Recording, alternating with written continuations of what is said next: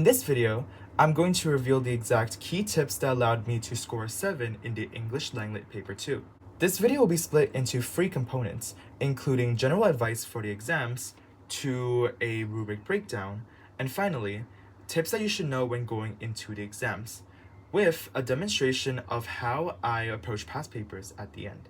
You are asked to choose between 2 literary texts according to the IB. To ensure that you choose the right text, you should study them comprehensively and look for overarching themes that you want to discuss. You should be able to delve deeper into these themes by researching specific extracts and quotes where it is happening. For example, at the beginning of Persepolis, we see an illustration of Marjane sitting with her friends.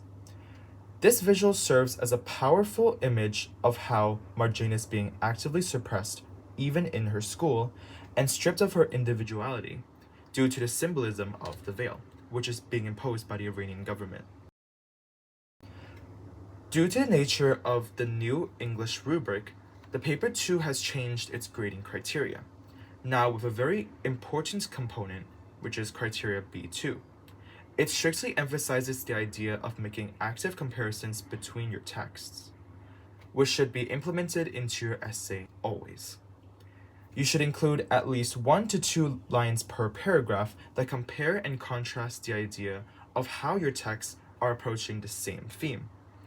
To put this into example, both the texts Persepolis and The Color Purple portray the idea of feminine struggle through their policed appearances, including the Iranian government and Salih's stepfather Alfonso are actively controlling the clothing that protagonists are able to wear.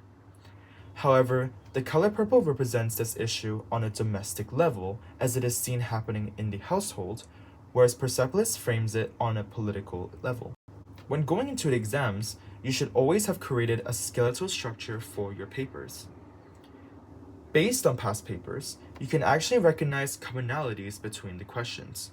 There is one that's usually hyper-focused, one that's more generic, and some that are thematically organized. Therefore, you should be able to draft multiple essays of your paper 2 text that adhere to this general theme. Let's take a look at last year's past paper.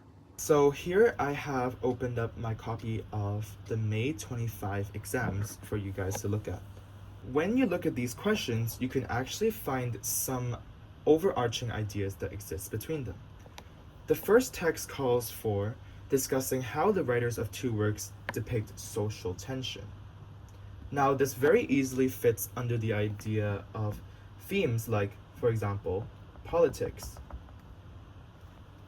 This also can talk about ideas like gender, as they all serve as a different type of tension.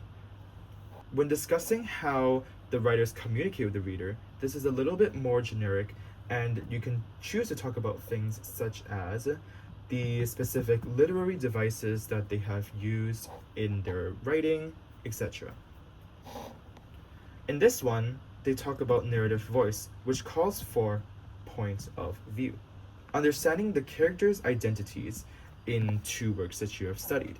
So you can choose to talk about things like, for example, in my case, I'm doing The Color Purple and also Persepolis. The Color Purple is an epistolary novel. So what's specific about their narrative voice is the fact that they essentially are writing in the form of letters rather than like a conventional text. And Persepolis is a graphic memoir. So actually, the captions that exist above the illustrations are spoken from the future. It's subtly foreshadowing what happens because the narrator herself, which is Marjane, is already aware of what's going to happen in the future of the novel, whereas the cartoonish visuals really parallel this, as it is super innocent and naive. And finally, this is a really good one as well. How do writers of 2 works represent gender and to what effect? So if you really examined it closely, 1 and 4 can both be tackled just by understanding these societal structures.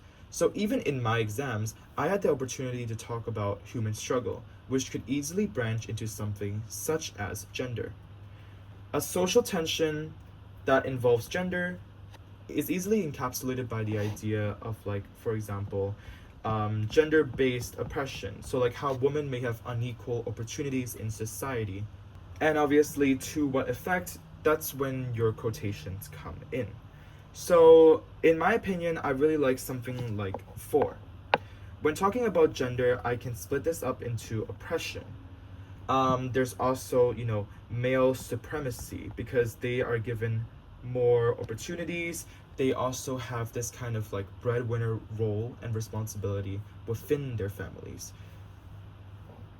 And if I wanted to focus on to that, what I would do next is find specific quotes or extracts from the text itself that showcase this conflict. A really common place where you can find the gender oppression is obviously through the symbolism of the veil, as we discussed earlier. The veil is used as a symbol of essentially erasing women's physical appearance. They are all made to look the same when the only distinguishable facial feature that you can see is their eyes. That strips them of their identity and completely goes against the, I guess, values of Marjane. As you see that she was really interested in punk rock music and streetwear, whereas the Guardians of the Revolution are just actively enforcing these ideals onto others. And of course, the consequences of that being potential prison time or even being tortured.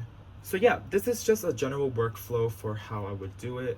Obviously, the next most important step is finding the quote, then the literary technique which is attached to it, and then the next big thing is how you should structure the texts.